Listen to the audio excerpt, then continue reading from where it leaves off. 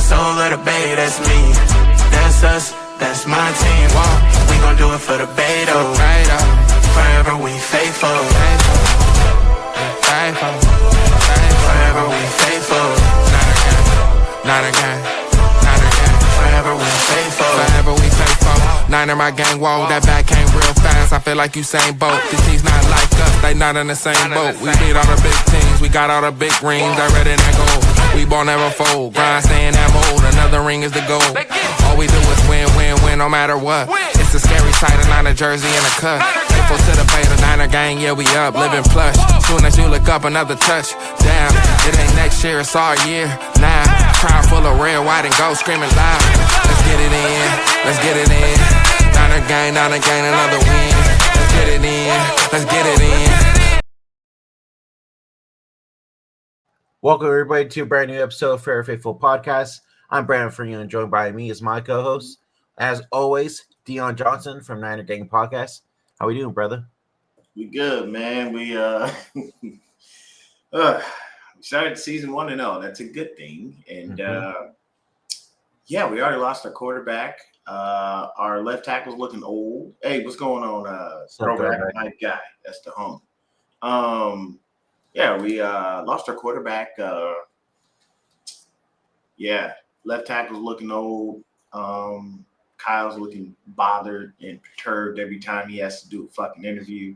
Yeah, you know, we're just gonna chuck along in the season. So basically, nothing new, just the same old. Same old.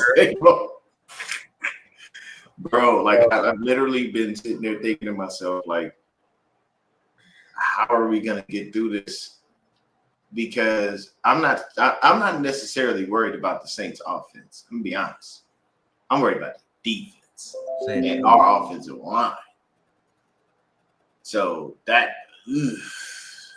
where it's at. But I mean, if anything, I think honestly we could start it with the injury report. I think that'll probably be best. I have it pulled up already. Let them know who's hurt this week. And who's not playing. All right. Okay. StreamYard has been tripping with sharing the screen. Hold on.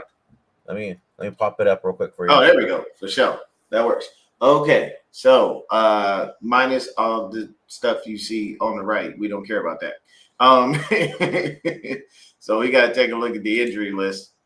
And Brock Purdy with his shoulder is out. He did not participate in practice. Juwan Jennings is questionable. Trent Williams questionable.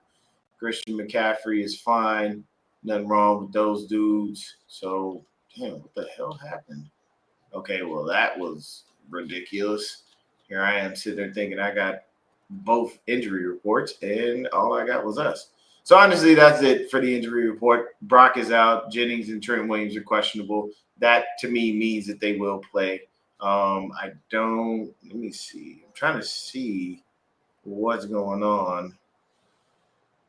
Okay, so it says that they're monitoring 7 players on their injury report. I will find it, and then we'll come back to it. Give me just a couple seconds, y'all. Sorry, I thought I had it. I think I might have it too, to be honest. Yeah. But yeah, so as you guys know, Purdy's out this week. He's probably gonna be out 2 to 5 weeks. Trent Williams questionable. Juwan Jennings questionable for this week. Yeah, that's the unfortunate part. Let me see if I can find something. Here we go. I found it. You got something? All right. Oh, no, I don't know why I couldn't find it. It's not show up, bro. Hold on.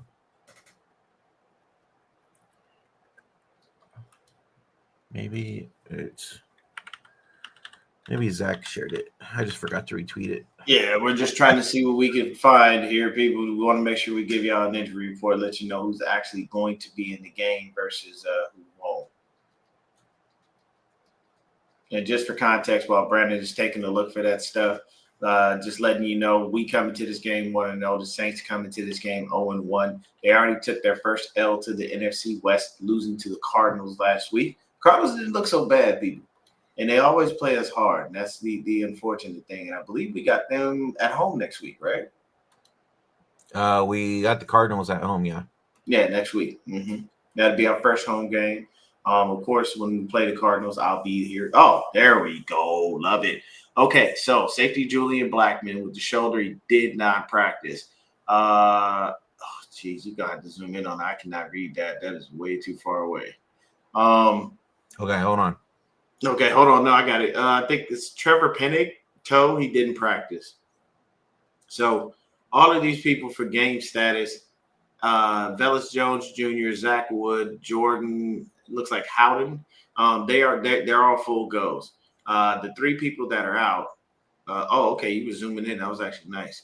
Three people that are truthfully out are safety Julian Blackmon. Looks like a tackle/guard Trevor Pennick, and defensive end Chase Young.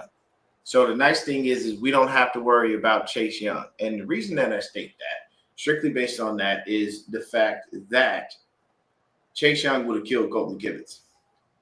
We all know that. Now, look, Chase Young is one of those people. He has all the talent in the world, can never stay healthy. But when the man is on the field, he can wreck a game by himself. And Colt McKivitz ain't got nothing on Chase Young. So, I don't know. But for us, obviously, we see everything. The only person out for us is really Brock.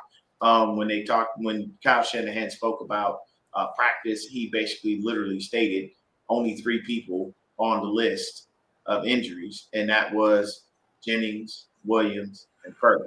And we all know what's going on. So, Which truly, that's a blessing. That only 3 people. Right, because our injury list is always ridiculously long. Yetur Gross-Matos, everybody was hyping him up because he was like the number 1 in pressers or something. People, let me tell you something. Yetur Gross-Matos ain't done a damn thing for y'all to be that hype. Okay? I'm sorry. Ain't nobody believing in no Yetur Gross-Matos. The only thing cool about him is his name. He does not really produce like that. And I know a lot of people are, trying to get hype, but don't get hype. Don't overhype yourself over a dude who's only going to wind up on the bench. And here is the man, the myth, the legend. You can take off that. You can put him up there on the screen. You see him. You know him. You love him. I introduce to you Lefty. I think he's still trying to figure out the audio. Is the audio working? That was a great intro. That was a great intro. I'm a little upset. I hyped him up. His sound was fire. He would have been laughing if he would have heard it. Probably so. Well, he's working on his sound, but Lefty's getting that situated. We'll continue our the injury report. But yeah, it looks like what you were saying before we got on the show, Deon. Jordan Watkins looked like he had a full practice yesterday. Mm-hmm. We're good now. Playing. Oh, there he is. What's up, dude? What's going on? I'm trying to see. Oh, you went away again. Yeah. What up? What there up? we go. We're good? There we go. Okay, good. Sweet. Yeah. All right, brother. We're just going over the injury report. Let me get your thoughts, man. How you feeling? How you thinking McCorkle is going to do this week? And I know you're not really hyped up about the season. We already know that. But it's just kind of a go with the flow season. I don't really have any expectations. How do you feel how McCorkle is going to do tomorrow? I don't have a problem with his ability to play the position. I don't think he'll be terrible. My worry is our ability to protect him. Mm-hmm. That's the problem. It's not whether he can play, it's whether we can protect him, because we didn't protect Purdy really well, and that's why he's not playing this week. So correcto, mundo.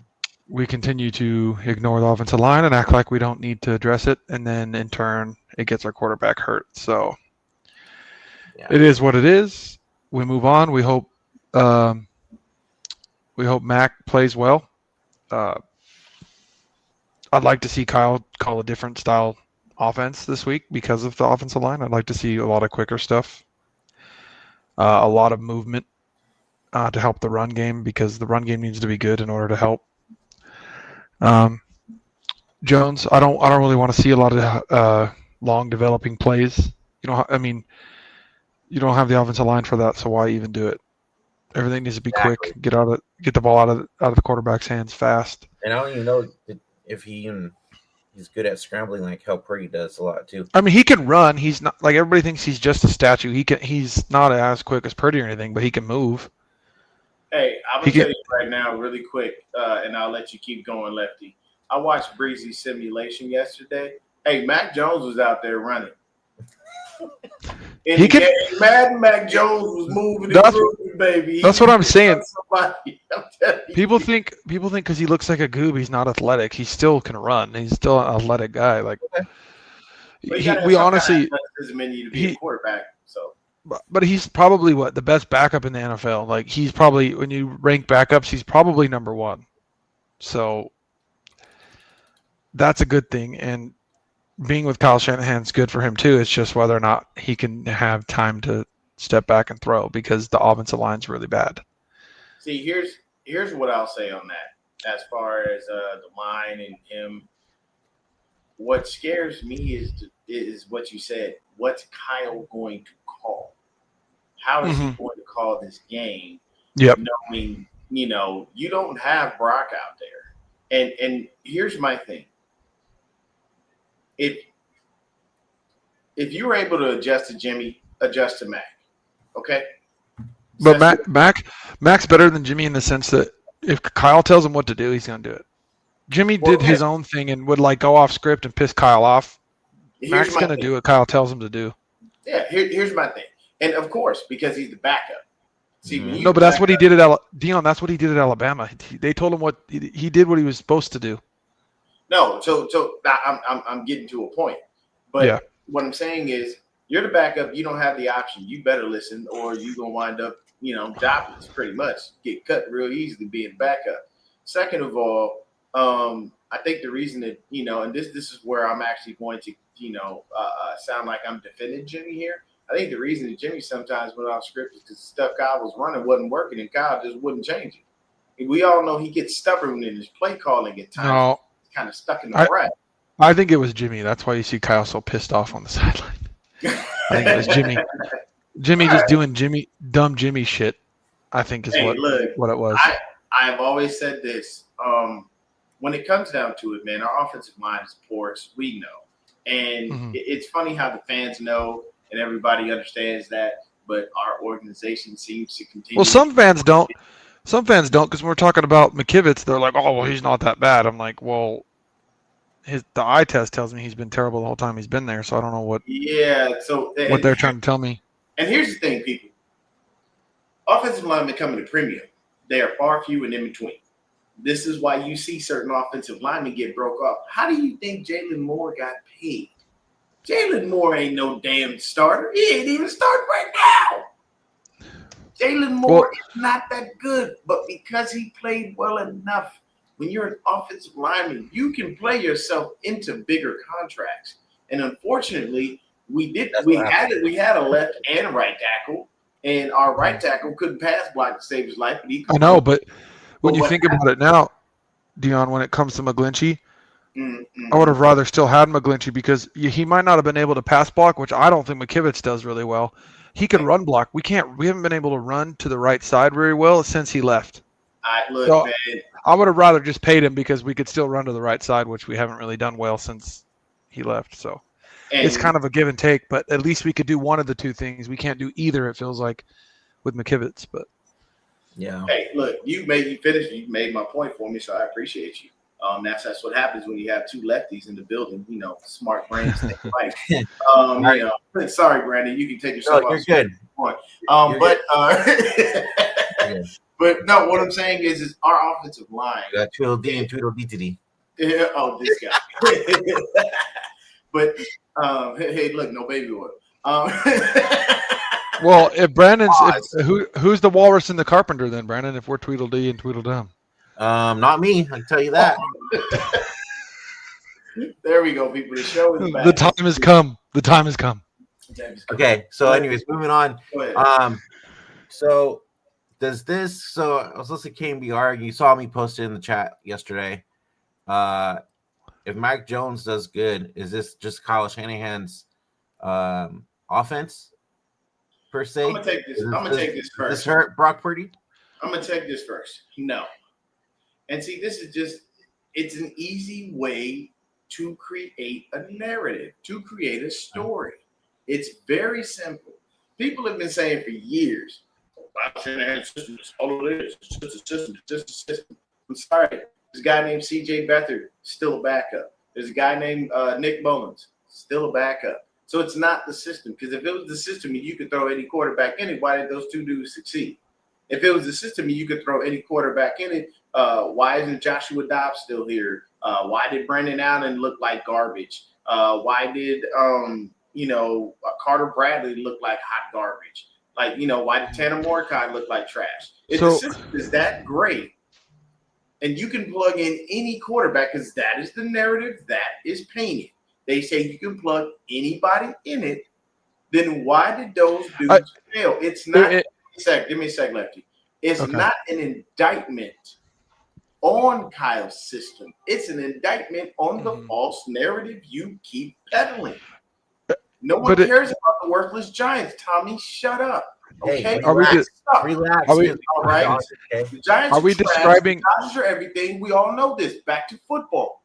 Are we describing, Deon? Are we describing incorrectly though? Like any quarterback in the sense that can play, and if they have the ability to play the position, then you can go and say, "No, I get. You're right. I'm not saying you're wrong, but I'm saying, do we change how we say that any quarterback can play in Kyle's his? They don't. We do. Because you have to be able to play the quarterback position. Yeah, because like what I mean is any quarterback that knows how to play the position can play in his system. But like some of these quarterbacks you're naming, they're just not good at playing the position of quarterback in general. They can't play it well. With that being said, then you cannot say anybody you can play. No, that's fine. You just have to change the wording that anybody. Media, not you. Yeah, that's fair. For the media, because they don't say any quarterback who knows how to play the position. That's fair. That's what. Yeah. Clearly, any quarterback. Yeah, and that's not. They don't ever. That's obviously not true because specify what they mean when they say they. So that's why I use that for the media. I'm saying, hey, you guys are out here saying we can plug anybody. So that tells me if I'm a quarterback, then I can go to Kyle Shanahan's system. We go win the Super Bowl. No, it does not work like that. So me personally, and I'm gonna let you go off on it. Me personally, I don't think it's an indictment on Purdy, even if Mac does good. No, it just means that Mac picked the system up and he did a good job. But it does not mean that Purdy isn't worth the money and we should have never paid him and all this other crap. Exactly. It's not an indictment on Purdy because Mac Jones is a starting quarterback in this league. There's a reason he's considered the best backup. He came in, he played well when he had help in New England. Right? Played well in New England when he had help. When he came in for Lawrence with the Jacksonville, he played really well. He has the ability to be a starting quarterback. He has a really good arm. He's really accurate. You just need to protect him and give him a good run game. So in turn, I think in what was it, 2020, 2021? 2021, I think we were all wrong about not wanting Mac Jones, and I honestly believe that it really was originally Mac Jones, and they changed it for pressure reasons from reactions. Maybe I'm wrong in that sense, but I think Mac Jones would have done really, really well had we drafted him at 3. I think he would have actually been really, really good in this system, and I think we made a mistake in saying that he didn't belong here because in turn, look what we got, and it blew up in our faces, and I think had it been him, it would have gone a lot better. It would have made the trade more worth it because he would have done really well in this system. I think he's a good quarterback. He has a good arm. He's accurate.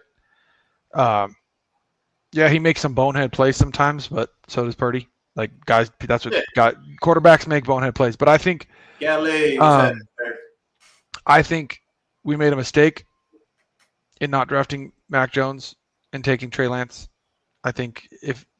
I really think that he's fully capable of playing in this system, and it's not an indictment on Purdy if he plays well because he's a good quarterback. You know what? He just has always had this stigma, and we're obviously guilty of it and falling into it that he's like some guy that's not really good and can't play. And the stigma of an Alabama quarterback probably falls that way. The way he looked with his shirt off, like unathletic and a goob. You know what I mean? Like Like, that was the worst picture that dude could have ever oh, taken. that's what I'm saying. Like, I think we're all guilty of it, but I think he is a good quarterback.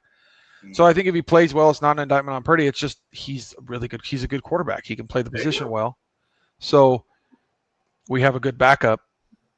But on Kyle's offense with a quarterback that can play the position, his system is good enough to win games with any quarterback that's good enough to play the position. So people might use that as an indictment on Purdy, but he's got two quarterbacks right now that can both play the position well, right? Obviously, I think Purdy's better than Mac, but Mac's good enough to where he can win with Kyle if things are right. Really quick, TJ. No, we shouldn't have. I honestly, no. I don't have a problem. I wouldn't have a problem with Fields either. Fields had the ability. He just needed the right coaching and having. And he's gonna come here and get it from who? What? You who was he gonna get the coaching from? Kyle don't develop quarterbacks. We all know that. I mean, they developed Brock. And Kyle definitely ain't messing with no black quarterbacks. We all know that. This is not. They developed Brock, but I don't know. No, I think Greasy developed Brock. Well, Kyle that's fair. Not. Okay, but it just it played out the way that it did. But I think that if we would have drafted Mac Jones at 3, we'd be a little better off in the sense of not having blown those picks. I mean, we got Purdy, so it worked out. But I'm just saying, like, in the sense of when you look back, hindsight 2020. But of course, I don't. It's not an indictment, and nobody should make it a big deal about who's playing. Like, if we win with Mac Jones, Purdy's going to get his job back, and we should just be happy that we have a backup quarterback who helped us get some wins. But people just like to jump the gun and get all excited, like, oh, this is going to cause a problem for Purdy. It's like, not really. It's just you have a guy who can come in and play well. Right. But also, Mac is better when you have an offensive line that can protect him, and we can't do that. So if he doesn't play well, people are going to put an indictment on him, and I don't blame. If he doesn't play well, I can't be mad. I won't blame him. If he's getting offensive linemen backed up into his lap constantly all game, I'm not blaming him. So I'm blaming the organization.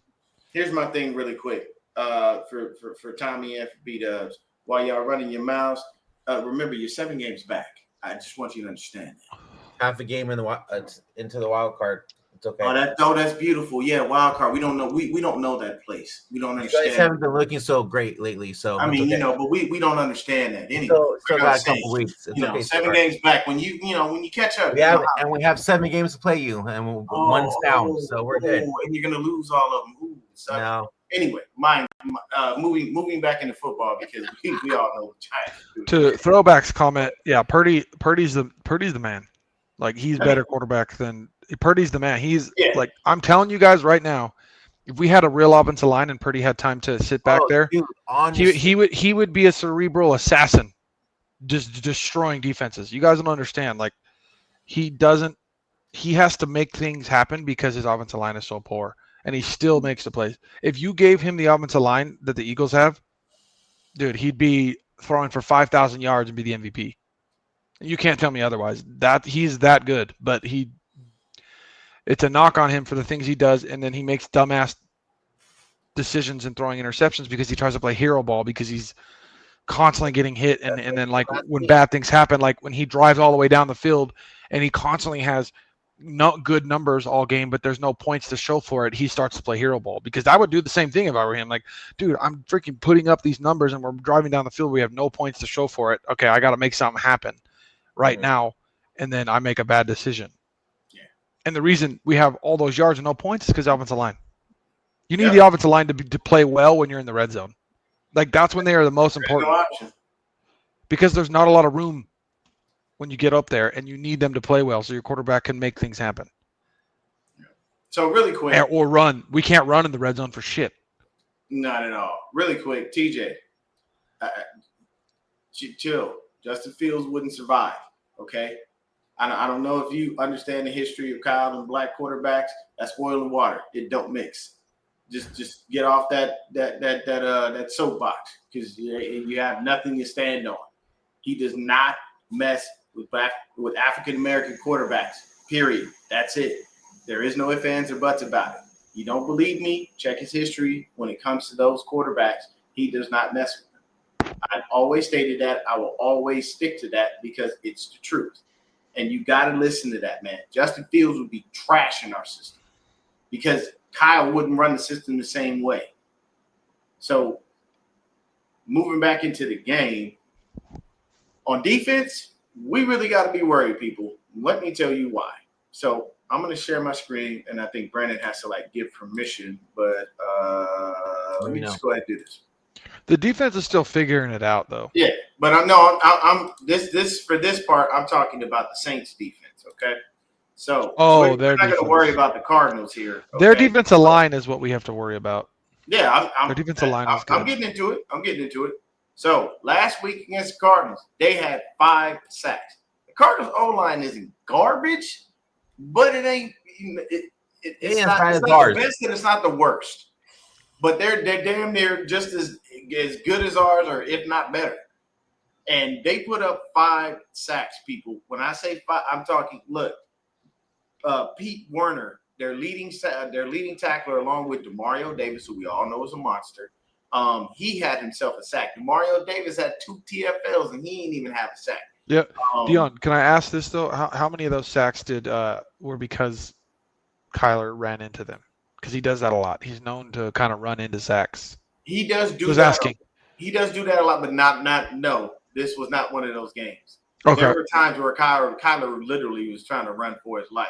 But we all know Kyler's main issue, unfortunately, is the fact that he's short as hell. Okay? And when you can't be my height going and playing football, going and playing quarterback in the NFL. Okay? I'm only he's a little taller than you. 5'8" at best. At best 5'8". Okay, I know. I've stood next to him. He's short as shit. You know what I'm saying? And I know me being shorter than him don't make no difference. But either way, Carl Granderson, he had 1.5 sacks. Cam Jordan, 1.5 sacks and 2 TFLs. And then Alontae Taylor, they had 5 sacks in total, 7 tackles for loss, and they had 5 passes defense. They hit the QB 5 damn times. So, they sound like they were listening to Lil Wayne, being in New Orleans, what's happening 5, what's up 5, what's up slide, whatever you want to call it. But at the end of the day, those people that I just told you right now are all people we are going to have to worry about. Because I can tell you Cam Jordan will he will have a ball with Jake Brendel. He will murder him. Lefty was just talking about it earlier, talking about having offensive linemen pushed into your lap. The game plan for this week needs to be basically run that damn ball down their throat.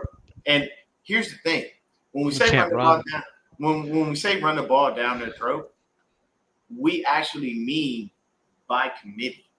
See, Christian McCaffrey last week had almost 150 all-purpose yards. 31. Yeah, he did. That man did a really good job. But you know what I saw from Christian that I loved? He took himself out on several plays. He's getting smarter. Now we don't have to worry about the Christian of old going, man, I'm in no matter what. Y'all can't tell me nothing. Now he's looking at going, I need to stretch out my career because I'm still very young. Because Christian's 31? Maybe. He's young. So he's still got. No, he's not. He's only 29, I think. Yeah, I mean, he's still young. But there's the thing also is, the reason. Go ahead. There's also a reason why we got Brian Robinson as well. So we could. So here's the thing: utilize the backs. But here's okay. When you say Brian Robinson got to pick it up, do you know that Brian Robinson's average yards per carry was better than Christian McCaffrey's? Brian Robinson's he's a guy that doesn't go down on first contact. He's just a straight downhill runner. Mm-hmm. He's a downhill runner that after so long, so many carries, he'll eventually, wear down the defense and break a big run. If you watch his game, he's a smash you in the mouth, boom, there's a hole, and then the defense is broken down enough, he breaks out of one. But he's one of those guys you got to build up his carries until he smacks you in the face. That's the kind of runner he is. He's old school downhill fullback style runner. You are right? correct. So So, So that's on this kind of like note, what Jordan James, I think, has that similar style too. So it's gonna be interesting to see here's my him thing. him get Jordan a chance James, to I play. ain't gonna talk about Jordan James. You know why? Because he gotta beat out Isaac Garendo. Well, I think he's gonna get a chance to get the ball because we didn't even see Garando get a touch. So No, Garendo played though. He was on special yeah, teams. He yeah, he's on played. special No, teams, he which did. is But fine. what I'm saying is, if we're going down the line of running backs, James is in the back. But James should be a short yardage guy, Deon. I think that's what they brought him in Okay, for. I get you. He's But not he's low to the ground and not easy to tackle on short yardage. So I think that's why they brought it. If you watch his Oregon tape, he ran a lot of stuff, a lot of in the middle runs, right? He ran through the middle of the line. He didn't run a lot of outside stuff. He's also like Robinson, but he runs lower. Robinson runs really high. James is a lot more compact and runs really low. so here's my thing. Yeah, of course we all love KB. When it comes to running the ball, though we didn't necessarily run very well, we still had 119 yards. And the Saints gave up as a collective between Kyler, James Conner, and Trey Benson 146 yards. Technically speaking, if you take away what Kyler did, they gave up just about the same amount that we had. So here's my thing. We can run on the Saints defense. We just have to continue it and stick with it and make sure that we're doing everything that we can. I'm not saying don't throw the ball. I'm just saying don't make throwing the ball the focal point of this game plan. This game plan should be run it down their throats and run it right at them. And that would be easier. Deon, here's the problem that you have to make happen in order for that to work, right? Teams stack the box against us, especially if they're able to play man, right? So what happened with Seattle? They went to man when Kittle went out. You can't play man against Kittle because he'll beat you every time, right? Yeah. So if we're going to try to get them to move to zone in order to help us be able to pass the ball, in order to run the ball, because I think we need a pass to set up the run a little more for how much they stack the box against us, they're going to have to use Tonjes pretty early in the game and prove like, okay, this 6'5" beast of a tight end can actually catch the ball and make you pay for playing man against him, which I think he kind of proved he has the ability to do. They're gonna have to set him up early and let defenses know, like, if you play man, we're gonna go to our tight end and he's gonna beat you every time. Like, we don't know what's gonna happen for sure, but they're gonna have to try to set that up early, because if they're able to do that, then the defense will have to move to more zone coverage, and in turn we'll be able to get the ball out fast.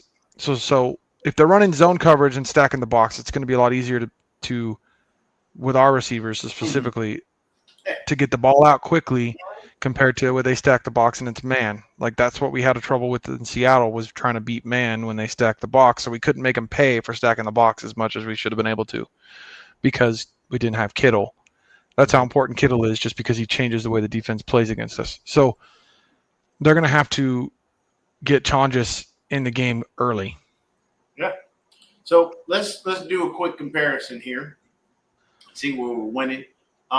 Unfortunately, because Brock is out, we can't really do the quarterback thing.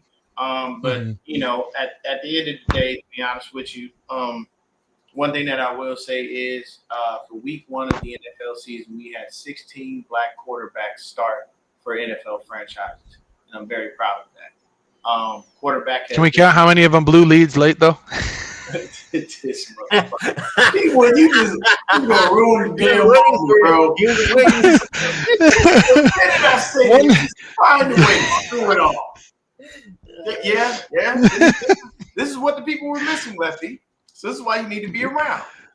I mean, technically, one of them did it against another black quarterback, so we won't count that one. Look, with Dak Prescott. Personally, the fact that we had 16 black quarterbacks start for NFL franchises was a beautiful thing, because we all know there are certain things in this world that have been pretty much Caucasian things, and quarterback was one of them. So for us to be somewhat it's been a big change, yeah, like that, it's a beautiful thing. League is changing. No, first of all, I don't want to hear nothing about Green Bay. Look, let me say this, and I'm not going to go off on a tangent. I'm going to just make this very clear. Jordan Love doesn't hold a candle to Brock Purdy. Let me tell you why. Because Jordan Love don't do nothing in the playoffs. I don't care about regular season heroes. Regular season heroes mean nothing to me. I've used this analogy, and I will stick to it. Peyton and Eli, they were the opposite of each other. It's very simple. Eli was garbage. That's true. Whole garbage. But you know what Eli did when he got into the playoffs? He won Super Bowls. Peyton Manning, you knew you were going. You knew you were going to the playoffs. It was guaranteed. To be fair to Peyton, though, he had to go up against Bill Belichick and Tom Brady every time. I don't care. At the end of the day, I do. For me, your record is what it is. I know. I'm just saying, like, I'm using it to make a point. When Peyton Manning got to the playoffs, he wasn't his brother, and his brother did what he couldn't do up front initially. He beat Brady twice. So for me, my thing is, this is not. I get tired of them putting Jordan Love above Brock Purdy because I feel like they forget people's accomplishments. See, at the end of the day, Jordan Love's a first-round pick, Deon. That's why. But we don't care. But that's why. Yeah, but at the end of the day, Jordan Love still ain't won no damn playoff games. He ain't doing nothing. Nope. He ain't special. I mean, he beat the Cowboys. Big woo. I know, I'm just playing around. I'm just Commanders on Thursday. Who gives a fuck? Yeah, I'm just joking. Jaden Daniels is not himself. Didn't they trade away Trayvon Diggs? No. Didn't they trade him? No, Parsons. No. Oh, they traded away Parsons. So I ain't worried about that. No, I was just making a joke. But for me, what I'm saying is the reason that I use that analogy is because you got oranges and apples, people. You got a guy that in his first 2 seasons went to an NFC Championship game and a Super Bowl. And had we not been injured like all hell, possibly could have went back into the playoffs. Purdy plays well when things are the most on the line. Yeah, that is true. What I'm saying is Jordan Love gets so much hype for the reason Lefty stated, because he is a first-round pick. But my situation with Jordan Love is he's not better than Purdy. And you haven't had the accomplishments. When you get He's got a better offensive line this year, though. Much better. He did. The Green Bay offensive line is pretty good. Yeah, no, I'm not stating they aren't. But what I'm saying, they might say he looks better than Purdy this year, but he has a lot better protection. Yeah, but what I'm saying is, for me, Brock gets a lot of flack because he is a 7th rounder. And then you give Jordan all the love because he is a 1st rounder. But when you look at the accomplishments in the body of work, I'm sorry, Brock is better. Brock has more accomplishments. Colin Kaepernick has more accomplishments than half the quarterbacks starting in the damn league. You know, if you want me to be honest. For a small sample size, though. Oh, it doesn't make a difference. I don't care how small your sample size is. It's what you did with the time you had. Yeah, once they figured him out, it was done for. But I get it. For that small time, he's unstoppable. There you go, and that's all until the Super Bowl. Until the Super Bowl, when he forgot how to throw the ball. Yeah, but my thing is, here's the thing. Damn, Lefty, why every time I make a point, you got to find a way to shoot everything down? Good Lord. I love it. So, like I'm over here trying to just make point, and Brady Lefty's like, yeah, but he fucked it up. He screwed it up. You know, he's dumb. You know, got first 49ers. Hey, first 49ers quarterback to throw interception in the Super Bowl. That's going to stick with him forever. Hey, but you know what's going to stick with him forever too? The fact that short span of time, he did a lot more than most of these quarterbacks could in all the time. He was breaking records during those. You could talk about all of his failures, but his accomplishments. He was better than Vic with his legs. I'll say that. He was better than even Vic with his legs. But I'm saying here's my situation. When it comes to quarterback right now, we can't really do anything. We're not going to really do a comparison between Spencer Rattler and Mac Jones. Spencer Rattler just got his first start, and we all know he didn't necessarily look the best. And Mac Jones didn't get his first start. But if you're talking to me about the running backs, I'm going to take CMC over Alvin Kamara. What's going on, media? I like Alvin Kamara. I thought he had kind of fell off a little bit, but he's still a viable back. But I will take CMC over Alvin Kamara. What say you, Lefty? Well, Alvin Kamara's he's very similar to CMC. He can do everything. But I'd rather have CMC. Okay, I got you. I'm sorry. He threw us off again. He goes.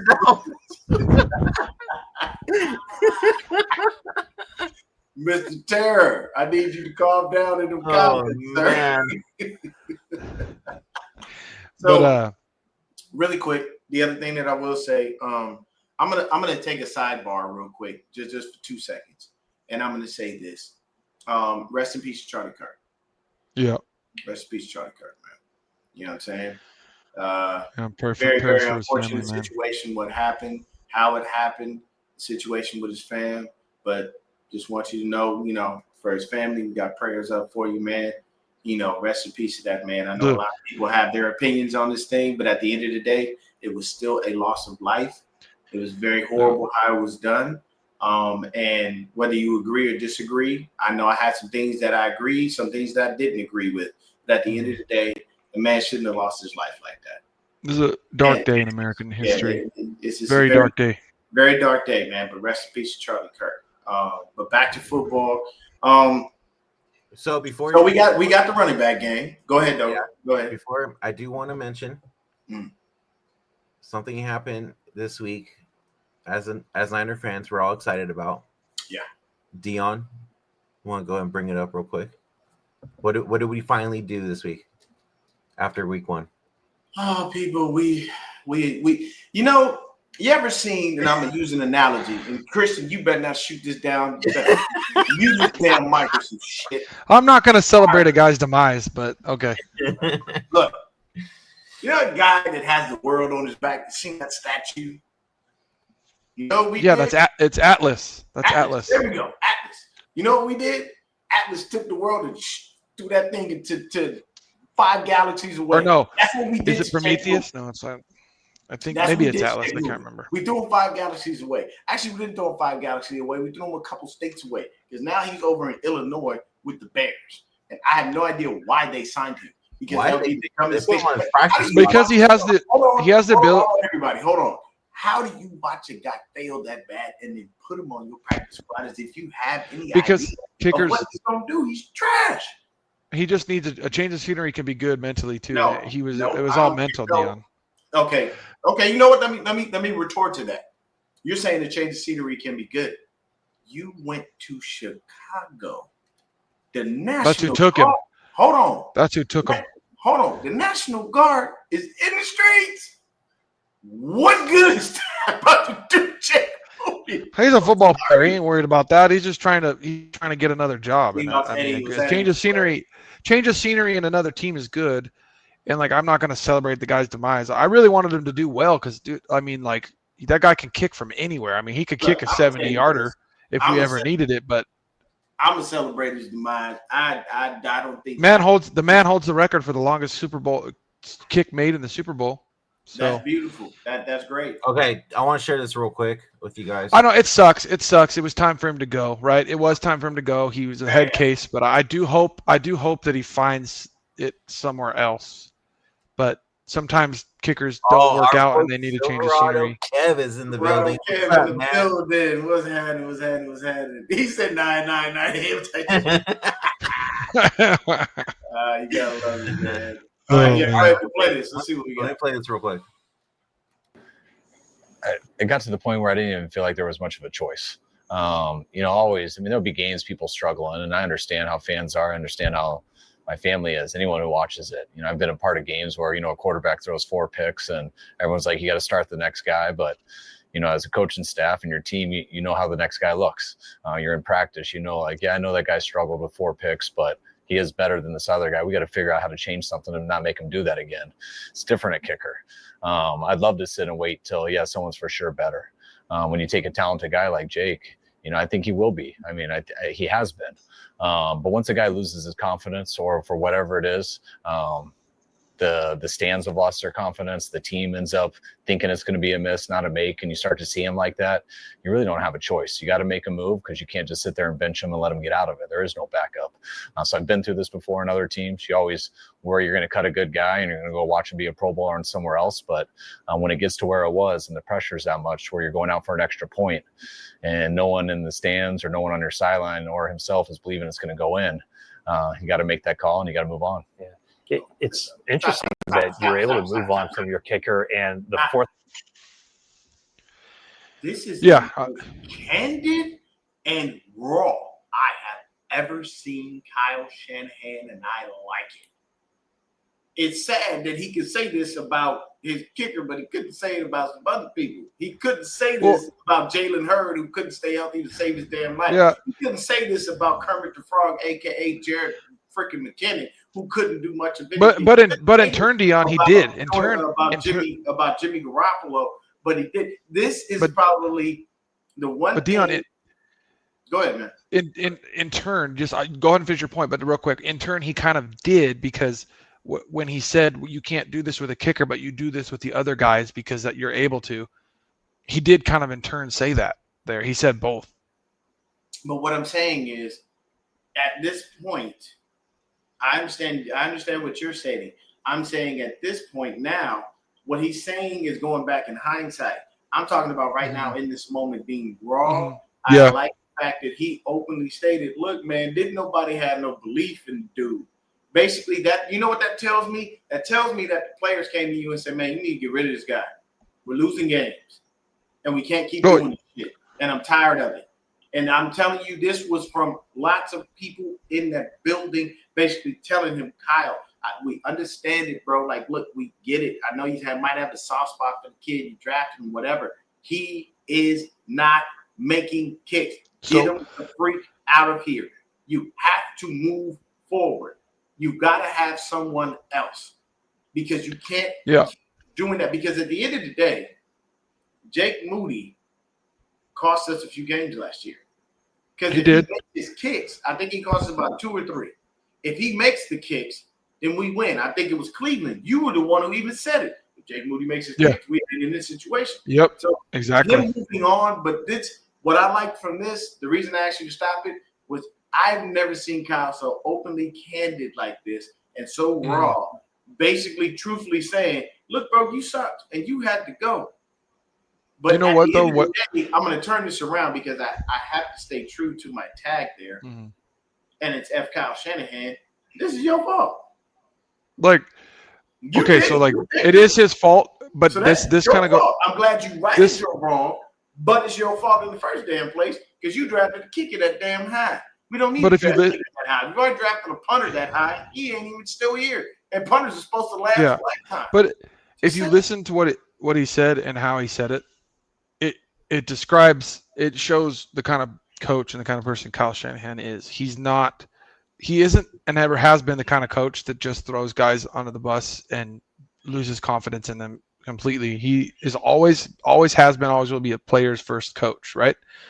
And so he treated Jake Moody as a player's first coach. He gave him his utmost confidence as long as he could, and he believed in him as long as he could, and he tried to help him get back to what he was as much as he could. But eventually the breaking point came and he had to move on. But Kyle kind of showed, like, I tried to help him. I tried to give him, because that is the kind of coach Kyle Shanahan is. That is the one good thing about him as our head coach. He's a player's first coach, and the players love him, and he's really good and close with his players, and he doesn't throw them under the bus, and he doesn't, turn his back on them very quickly. That's what he did with Moody, and that's what he was kind of explaining in between the lines. Like, he gave Moody chance after chance because he still believed in him, because that's what you want your head coach to do. You want him to believe in his players regardless, and that's what he did.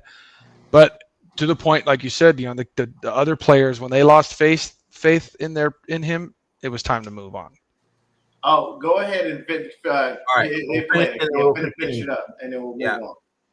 Most accurate field goal kicker in the history of the game is out there waiting for you. So what do you know about Eddie Piñeiro? Obviously, Brant Boyer knows him a little bit. So, what's your thoughts on being able to bring a guy of that quality to the team? Oh, I mean, I love having that. I mean, that's a hell of a stat when you talk about his accuracy and stuff. I mean, we had Robbie, who didn't always have the longest leg, but he was as accurate and the best kicker I've ever been a part of. So I think it always starts with accuracy. Then it goes to distance, but if you don't have that accuracy, there's no point in being out there. There you go. And I'll tell you what. When the first field goal happens tomorrow, I'm gonna be freaking clenching my butt cheeks. Oh yeah, everybody will. Butt cheeks, I don't care who the new kicker is. I'm gonna until a couple of them go in. I'm gonna be nervous. Hey, listen to the man. TD, put that right back up there. Listen to the man. Lesson in the blessing. Don't draft kickers. See, I agree. I agree to a point where you don't. But the kickers that get drafted that high, it's because they have the leg of a Greek god, which Moody had, which Sebastian Janikowski, who was drafted extremely high, had. Well, right? Sebastian You draft was drafted in the you first draft those guys round. with the Hercules leg, dude. You draft the one guys thing- with them Hercules. Here's the thing. Moody could kick it 70 yards.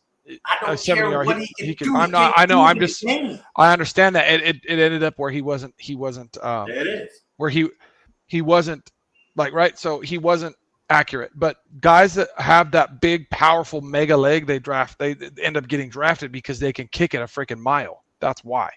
No. Sebastian Janikowski could probably kick an 80-yard field goal in the right circumstance, right? So that's why he was drafted. The Raiders drafted him, I think, in the first round. Yes, he was. Because that was. So that's what I'm saying. Like when you have Al Davis is worse than Jerry Jones. when you have a leg that big, yeah, that's what they want that because you can kick it so freaking far. But if you lose the accuracy, then it's worth nothing. Because if Jake was making all of his field goals. Sorry, no, I'm not laughing at you. I'm laughing at Terry Doe's comments. But this is what I'll say. Jared don't got jokes this morning. Yeah, he did. I know. Jared Doe was on fire this morning. No, I mean, I'm just saying, like you have to understand why kickers get drafted where they. It's because of how powerful their leg is. That's where they get drafted. And it's not that I don't. It's just as a normal decision on where they are drafted. I understand what your point is, but for me personally, Hey, what's up? But if he never missed a kick, Deon, and he was making 60 and 55 yarders all the time, we wouldn't have been mad about the third round. You know what I mean? It's just, of course, but he wasn't. I know. So that's why I'm like, I don't believe in like, oh, well, just don't draft him. I'm like, well, they draft him because of how big their leg is, and it either works out or it doesn't.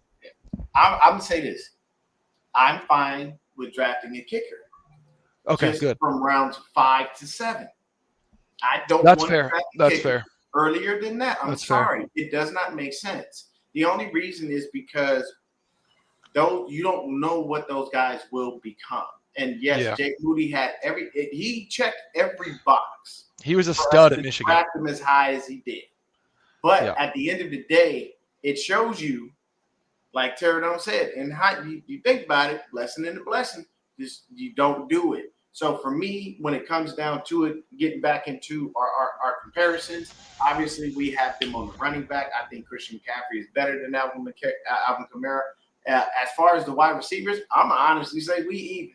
Because Chris Olave didn't look that damn good, and we didn't really necessarily have any receivers show up and show out. Chris Olave last week. No, we did have a receiver show up and show out, dude. Ricky. Yeah, hold on. Chris Olave had 7 catches for 54 yards. Juwan Johnson had 8 for 76. Rashid Shaheed, he had 6 for 33. Brandon Cooks, 3 for 26. So you don't really have like gaudy stats, obviously, because Spencer Rattler didn't. I think he only had 214 yards. But he's not a very good quarterback. He's gonna have to grow. It's gonna take him a little bit of time. Yeah, he might figure it out. Yeah, but what I'm saying is, at the end of the day, when it comes to the running backs, the reason I say we're even is because the only person we really did have go off was Ricky Pearsall. We lost Juwan Jennings to an injury really early. We lost George Kittle to an injury very quickly, and we didn't really do an overabundance of throwing the ball. Pearsall literally had 4 catches for 108 yards on 7 targets. Christian McCaffrey, 9 catches, 73 yards. And then the next man up is something. This just made me happy. Juice caught 2 passes, people. We reminded the world that Juice is more than just a blocker. Let's keep doing that. You're gonna see him a lot more this game. You'll too. see him a lot more this week. I'm gonna tell you right now. You know what I'm gonna do? Wheel route Juice. That's what I'm gonna call him. Because Juice runs wheel routes like nobody's business, and people don't pay attention to him. So you know what I'm doing if I'm Mac? Hey, if we run any play we run, they got a wheel route in it. I'm looking. You are gonna be my first damn read. I don't give a fuck what Kyle says. You are my first read. You most likely gonna be wide the hell open. At the end of the day, I understand Kyle want people to just do what he says, but sometimes you must deviate from the game plan because you see something better. This is why certain coaches will let you audible at the line, because you've shown enough intelligence to understand what is going to happen with defense. You know what I'm saying? Yep, there it is. I like it. I appreciate that. But that's what I'm saying. You have the option in this game to say, hey, they don't know about Jake Tonjes. They just saw him snatch that touchdown pass from who was it? Tariq Woolen? Yeah. So at the end of the day, if you don't know about Jake Tonjes and you don't know about that guy, yeah, dude. I can't, bro. Terradome was on chill, bro. Somebody hacked his account, bro. This Oh my god. Look, man, I'm sorry, media, but Watkins about to take your boy's spot. Watkins has snatched it, bro. We saw exactly how he is, man. Watkins looked good in the preseason, and all we heard was great things until that high ankle sprain. That was the only thing that really set him back. But when it comes to the receivers, go ahead, Lefty, talk to me. What were you saying? You're saying that you felt you were talking about Pearsall because he did look good. Oh, Pearsall, dude, Pearsall's the real deal. Like when we get Ayuk back, and if Ayuk can get back to form, which after that injury, we don't know for sure yet. But if you can get Ayuk back to form, and him and Pearsall, dude, because the way I look at it too is Pearsall can play more on the slot when Ayuk comes back. So when you can line him up in the slot, it's going to be nasty. Him against a nickel corner is going to be, or you can even line Ayuk in the slot. Okay. Right. I like our receiving core once Ayuk comes back. If Watkins becomes the guy, because Watkins looks like he's going to be a good route runner. He's quick. He's got a really quick burst. Once we get Ayuk back, and if he gets to form, between him and Pearsall, dude, it's going to be exciting because Pearsall's a guy.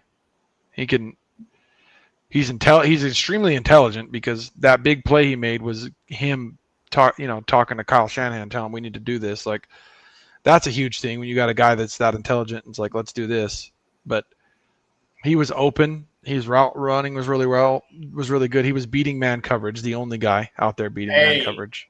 This kid right here, man. Hey, look, kid looked like he about 14, but he playing grown man ball. Wait till Mustafa comes back. No. Between him and I'm gonna tell you right now, Siegel stay on the field. Pennock get up out. No, but I'm saying Mustafa's gonna play next to him. The two of them. Yeah, the two. Our run defense with both of them in there, because how they come in and hit people in the run game. Yeah, our run defense is gonna be way better when Mustafa comes back. Let's talk about it then. Marquise Siegel, he was literally second on the team. There was 3 people with 6 tackles, but Marquise Siegel, 6 tackles, 5 solo. Like, the man, absolute stud. Dude, absolute stud. He hit. He was in there, man. He balled. I like the kid. Once again, like I said, he looked 14, but he playing grown man ball. If you ever see Marquise, that boy looked like he fresh out of high school. He did not look like a grown ass man. I'm sorry. And some people just have a very baby face, and Marquise Siegel, this is one of those dudes. What I do want to see though, really quick, I need more from Michael Williams. I need more. I think Throwback's right. If you look at him, double team. He might not be showing up in on the sense of constantly making plays, but he was really good in the run game. But he's taken double teams and triple teams that helped us win the game. When Bosa freaking pushed the right tackle into Darnold's lap, if you watch that play, Williams was triple teamed. The center, the tackle, and the guard were blocking him.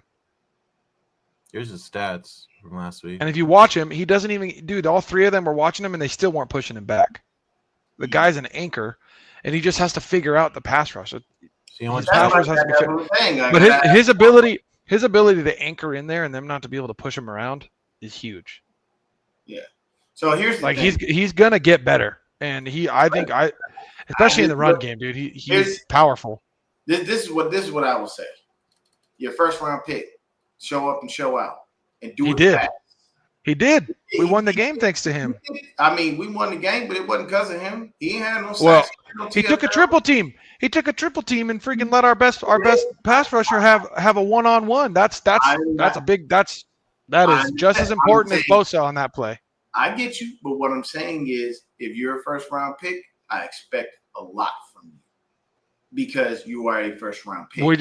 I know, So but if he's helping in the run and I don't want to hear nothing about your ankle. I don't want to hear nothing about nothing. You better be on that field consistently, growing and getting better. Hold on. That's all I'm Yeah, saying. Anshul. Yeah, Bosa won the game, but so did Williams. Williams took up a triple team, which in turn gave our best pass rusher a 1-on-1, and he won the game. It's a team game. Bosa was able to do that because his teammate took up a triple team. Hey, When's the last time Bosa had a guy on the field taking up double and triple teams so he was 1-on-1? It's been a while. It has So been. we're not gonna take away and say it was only Bosa. Williams was just as important. The guy took up a triple team and left one of the best pass rushers in the game with a 1-on-1, and you expect that guy to win his 1-on-1 when he's given them. Oh, which look, he you did. know what? No. Hold on, Christian. Hold on. Put that Saints fan comment up. Look, man. Look. Just let us get one. I feel you. Hey, I feel you. Hey, I feel you, Saints fans. I feel you. Man. I'm sorry, Jason. Bro. I'm sorry, man. We need it. I'm gonna tell you right now, Jason. Your defense is solid. I like your defense. Yes. That's what we're worried about. As far as your offense, what I will tell you is This will be your best chance to get one. Let me tell you. there you go. Yes. With our offensive line, this will be your best chance to get one. You're playing against a backup quarterback. And a lot of backup everything else. So. Backup tight end. Backup tight end. Backup tight end. Second, what? Young, super young receiving core. Yeah. You got it, man. But no, hey, Jason, you are always welcome in here, brother. When we do streams, we love to welcome in fans from other places. You know what I'm saying? Oh, okay. Well, yeah. I'm gonna take that out. Hold on. Heartbreaker for you because you ain't winning either way. You don't. Hey, he thinks they're gonna beat the Giants. No, dude, that Dart will be starting by then and tearing defenses up. So. Oh yes. You'll get to play Jackson Dart, who can actually play quarterback. Okay, look. For whatever reason, the Giants are still putting in Wilson, but. So let me say this. Going back to when Lefty decided to just obliterate my good moment. Russell Wilson looked like hot garbage. Oh, dude, so bad. I don't know what happened when he left Seattle, but he left all the juice in Seattle. He did. Where did Russell go? Russell is not the same guy. I don't know what happened. I don't know why, but look, at this point, bro, go on with your R&B wife. You know what I'm saying? Live a happy life. Hope the future doesn't beat your ass and keep moving. That's the only thing you can do. Because at this point, NFL quarterbacking is not your thing. He's not the same dude, bro. And honestly, so going back to my point I made earlier about how sometimes you have to deviate from the plan. Honestly, Russ, you'd have been better off had your dumb ass deviated from the plan and not listen to Pete Carroll and just gave the ball to beast mode like everybody thought you should have. But for me, I'll say this. When I'm looking at everything as a whole in this game, I still think we have a chance to win because the Saints aren't necessarily over the top great. They only scored 13 points last week, people. They scored 13. Yeah, their offense isn't good. Rattler is talented, but he's not. We got an up and down quarterback. We don't know. Rattler's not good, but he's not good know, between the ears, Deon.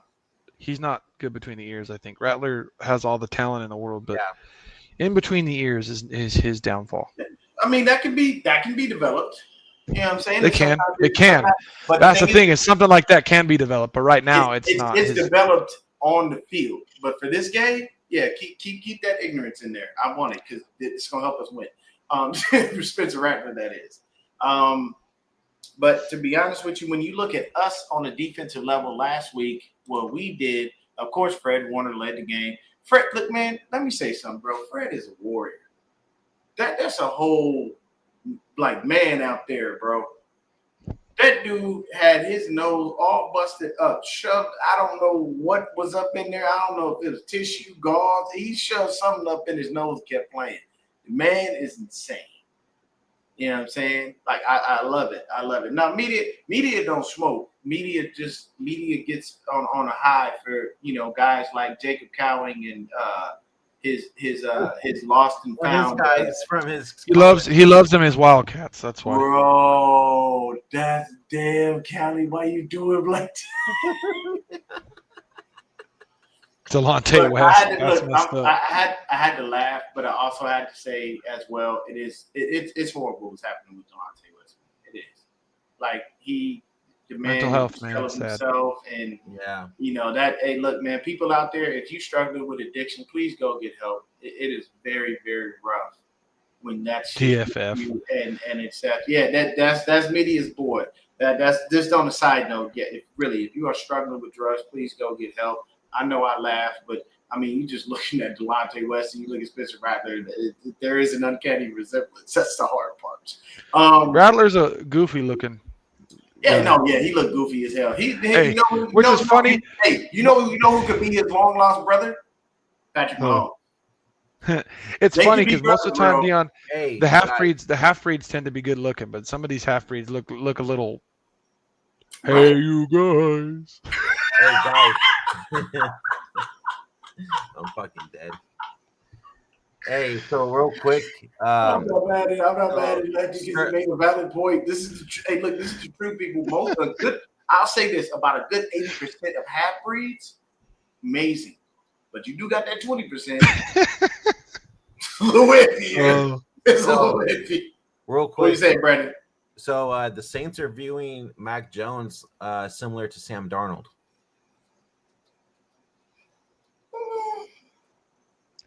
Wait, what?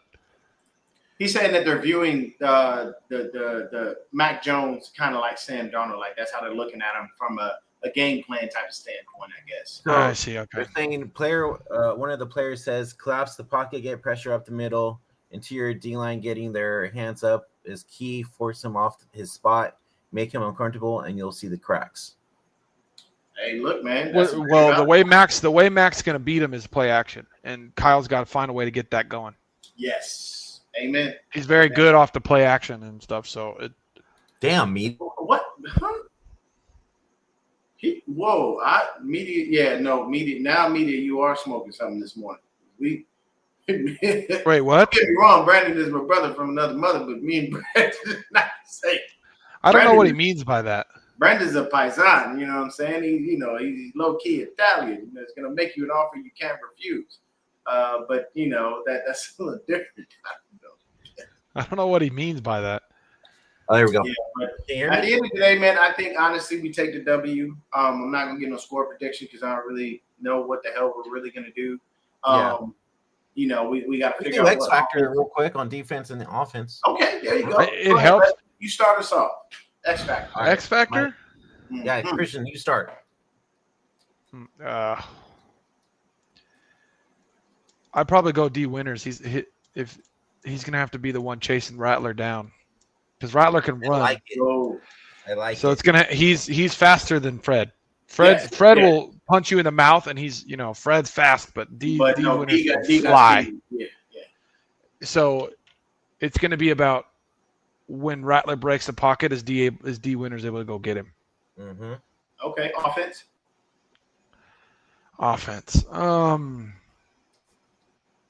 I don't like to pick a rookie because you don't know what they're gonna do, but okay. I feel like the rookie getting a chance to play this week is gonna need to be. Actually, you know what? I'm gonna take that back. It's Tonjes. He has to set the tone and show that he has the ability to make you pay if you're gonna run. If you're gonna cover him man to man, because if he really can take over for Kittle, it's going to make a big difference because he obviously showed he could play, and he like to me he showed we need to throw some jump balls to him, especially in the red zone, because he obviously can go up and get it and has good body control. So I need to see Tonjes used in the passing game and be the man beater, because you can't put a safety on him and he's going to make you pay, because he freaking showed what he could do against one of the tallest, longest armed corners in the league. So I mean, if you're putting a smaller guy on him, I want to see him be dominant, and he's going to be the X factor, because if he plays well and he makes them not be able to play man coverage, that's going to help the Niners offense. All right, B-Dubs, what you got? All right. So before I say it, chat, go ahead, put your X factors down in the comments too. We'd like to hear your guys's X factors as well. My X factor defense, I'm gonna say Nick Bosa has another game. Okay. Another game. He has a strip sack. I think he goes for another strip sack. Okay. Offense, I'm gonna say CMC. I think he has another big game again, especially with Mac Jones back there. Yeah. CMC. I'm gonna say this. Amador Lenore will have 2 picks. I think he snatches a couple from if Rattler's ballsy enough to throw it his way. Yeah, if he throw a Demo, I think it's a wrap. And then nobody throws it to Demo, dude. I know, I've seen they don't throw at him. They've been shying away from him. I want to see Upton. I want to see Upton get his first pick, though. You know what was funny? Wasn't Seahawks fans last week trying to call out Demo, but it wasn't even Demo that was. It was Upton, and Upton played well for how much they attacked him. After Upton started the way he started, he got better as the game went on. Exactly. Kid's a baller, dude. I'd love to see him get a pick. My guy on offense, I'm calling him out. Give me another 100-yard game, Rick. Get out there, Slick Rick. Get out there. Hey, Deon. Seeing Ricky for me. We love our exciting whites, Deon. Hey, we do. We do. Hey, look, man. And look. At the end of the day, man, Christian didn't say nothing wrong, people. It's just fun. It's just fun. At certain times in the world where there's a lot of black people dominating some shit, but you get that one like white dude, that's a cold motherfucker. That one motherfucking black. It's fun. It's just fun. It's just fun to say, dude. Exciting whites is just fun to say. Who's one of the coldest white DBs in the league right now? His name's Cooper DeJean. He over in Philly. Yeah. People didn't think that dude knew what he knew. Deon, Cooper DeJean is a cold white boy. Check out Utah.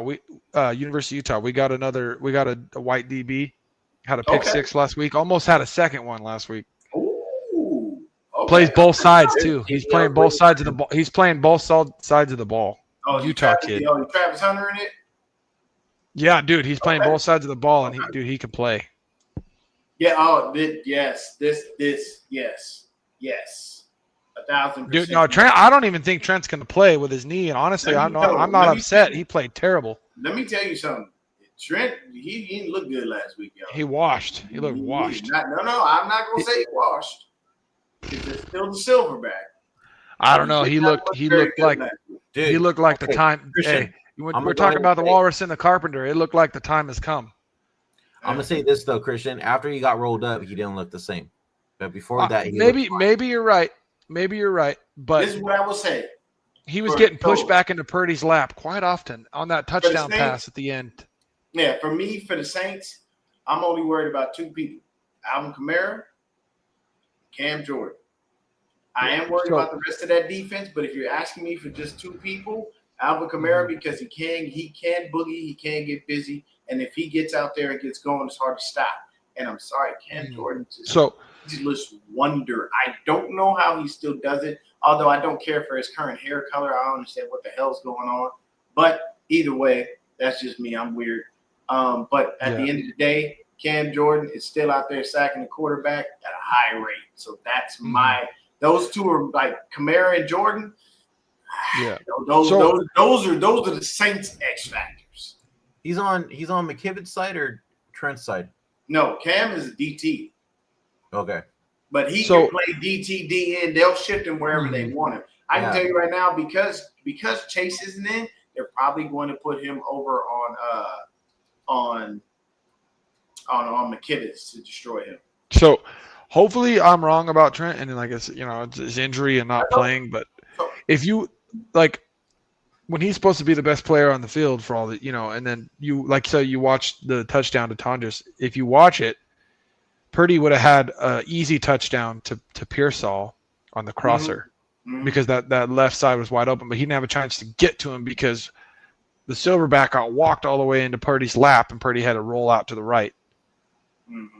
So because of that, he wasn't able to make the easy throw for a touchdown because Kyle drew up a good play and it was there. But when the left tackle gets pushed right back into your lap, you got to roll out. Luckily, we scored the touchdown, but the play was there easily to be made to Ricky.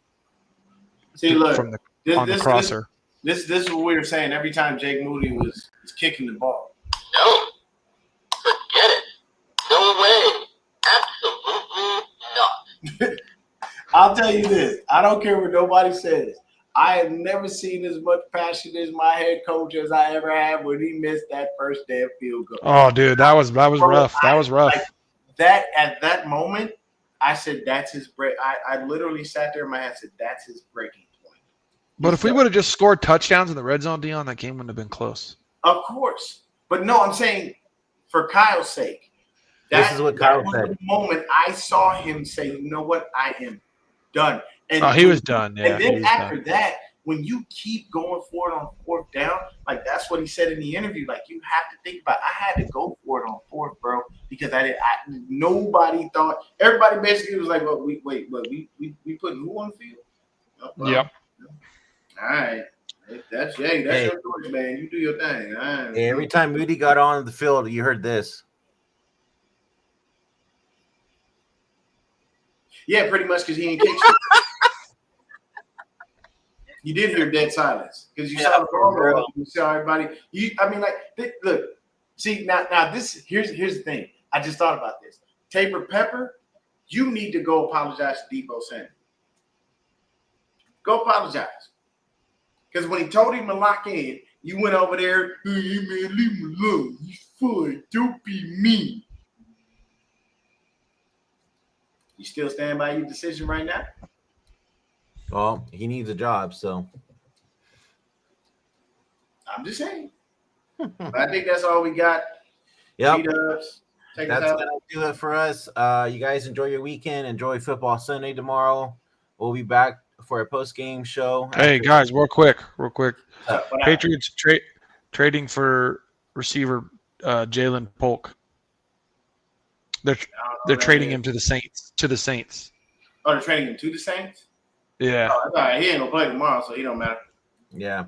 He's on the IR though, so it don't matter. Oh, okay. I was say they were trading him. Yeah. Okay. Yeah. Oh, they had I didn't. You know what? I didn't even see that he did anything with the Gold Standard podcast. But here's my thing.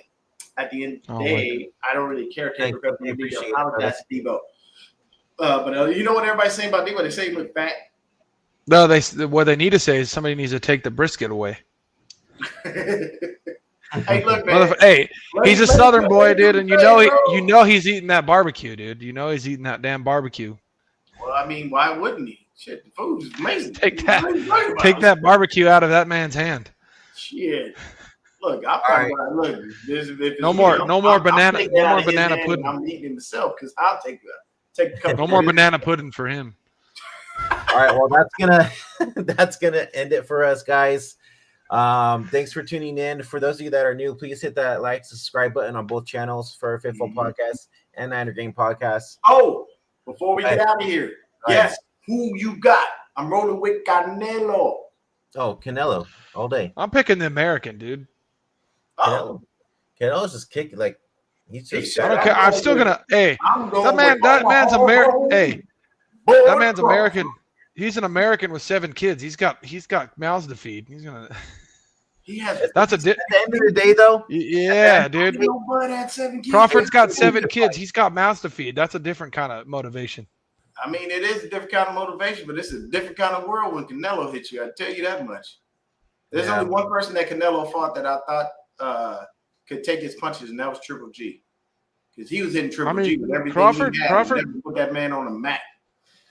Hey, we'll see what happens. It's gonna be a good fight. Hey, all I'm saying is Canelo. That's just me, bro. And I like, just- I know I'm gonna say this right now because I know a lot of black people gonna be like, "Man, how you gonna choose the Mexican dude over the black dude?" Let me explain something to you, bro. I grew up in LA, so I grew up around any and everything, but Mexican people are a part of my life. My wife is Mexican. Okay. At the end of the day, That's why he's rooting for Canelo, because he's gonna get. I didn't watch Canelo sleep lots of cats consistently. So what you're saying, Deon, if you don't root for Canelo, you're gonna get a left hook. Hell no, there. I ain't saying that. Please, I root for every fuck. Hey, I'm just kidding, bro. I'm just kidding. I'm Yeah, just kidding. there it is. Put that up there real quick. TD's comment. Oh dang. Exactly. That's the reason why I'm going with Canelo. See, but It's a different world when you fight a dude True. who is normally that. but the big. smaller guys can move, Deon. They too. can't, but They you can ain't gonna move. move. You gotta pack on that weight. You still moving that smoothly. But they have the ability because they already know how. From you know what I mean? It's something that you know how to do as a smaller guy. We'll see what happens. But either way, for what me, happens, I'm enjoy your going to say that it is Canelo. It'll be two different fighting styles for sure. I'm not calling them knockouts. Because Bud's got a Dude. a good Might go all around. Knockouts only happen in the heavyweight, dude. There's no butterbean, so there's no that you don't get a lot of knockouts unless it's heavyweights anymore. Hey, well, we're gonna call it. So go Niners, and this one's for you, Deon. Fuck the Dodgers.